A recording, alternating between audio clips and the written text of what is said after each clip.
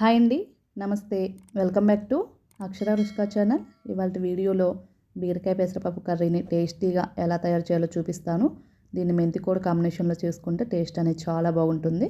ఇది రైస్, రోటీ, చపాతీ దేనిలోకైనా కూడా చాలా బాగుంటుంది. దీనిలో కావాల్సిన మెయిన్ ఇంగ్రీడియంట్స్ ఏంటంటే పావు కేజీ బీరకాయలను పొట్టు తీసి ముక్కలుగా కట్ చేసుకోవాలి. ఒక కట్ట మెంతికూరను సన్నగా తరిగి పెట్టుకోవాలి. అలాగే ఒక ఆనియను, పచ్చిమిర్చి, కరివేపాకు, ఎండుమిర్చి, పెసరపప్పును అరగంట పాటు ఇలా నీళ్ళల్లో నానబెట్టుకొని ఉంచుకోవాలి. ఇప్పుడు స్టవ్ వెలిగించి ప్యాన్ పెట్టుకొని 1 టేబుల్ స్పూను ఆయిల్ వేసుకోవాలి. అలాగే 1 టేబుల్ స్పూన్ పోపు దినుసులను, ఒక ఎండుమిర్చి వేసుకొని ఫ్రై చేసుకోవాలి. ఈ విధంగా ఫ్రై అయిన తర్వాత సన్నగా తరిగి పెట్టుకున్న ఆనియన్స్ను, కరివేపాకును, పచ్చిమిర్చి చీలికను వేసుకొని కూడా ఫ్రై చేసుకోవాలి. ఇలా ఆనియన్స్ కొంచెం ఫ్రై అయిన తర్వాత 1/2 టీ స్పూను అల్లం వెల్లుల్లి పేస్ట్ను వేసుకొని ఫ్రై చేసుకోవాలి. అల్లం వెల్లుల్లి పేస్టు పచ్చివాసన పోయిన తర్వాత ఇలా సన్నగా తరిగి పెట్టుకున్న మెంతికూరను వేసుకొని ఫ్రై చేసుకోవాలి. ఫ్లేమ్ని లోలోనే పెట్టుకొని మెంతికూరను ఫ్రై చేసుకోవాలి. ఈ విధంగా మెంతికూర ఫ్రై అయిన తర్వాత చిన్నగా కట్ చేసి పెట్టుకున్న బీరకాయ ముక్కలను కూడా వేసుకొని కలుపుకోవాలి. దీనిలోకి అరగంట పాటు నీళ్ళల్లో నానబెట్టుకున్న పెసరపప్పును కూడా వేసుకొని ఒకసారి అంతా కలుపుకోవాలి. ఈ విధంగా కలుపుకున్న తర్వాత ఇందులోకి పావు టీ స్పూన్ పసుపును, రుచికి సరిపడా ఉప్పును యాడ్ చేసుకొని మొత్తం అంతా ఒకసారి కలుపుకొని ఫ్లేమ్ని లోలోనే పెట్టుకొని 5 నిమిషాల పాటు మూత పెట్టి మగ్గించుకోవాలి.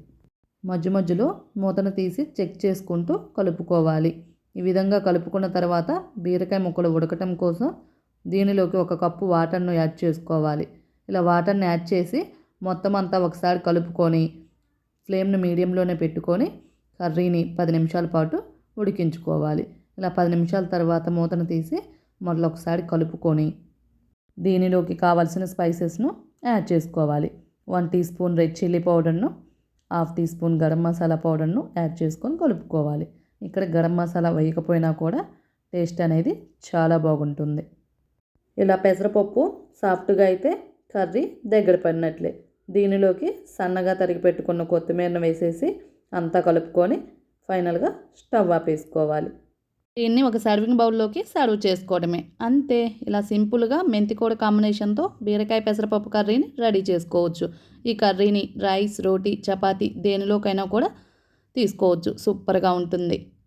ఇంకెందుకు లేట్, మీరు కూడా ఈ కర్రీని ఒకసారి ట్రై చేసి ఎలా వచ్చిందో కామెంట్ బాక్స్లో తెలియచేయండి. మీకు ఈ వీడియో నచ్చితే please like, share and subscribe చేసుకోండి. Thank you for watching.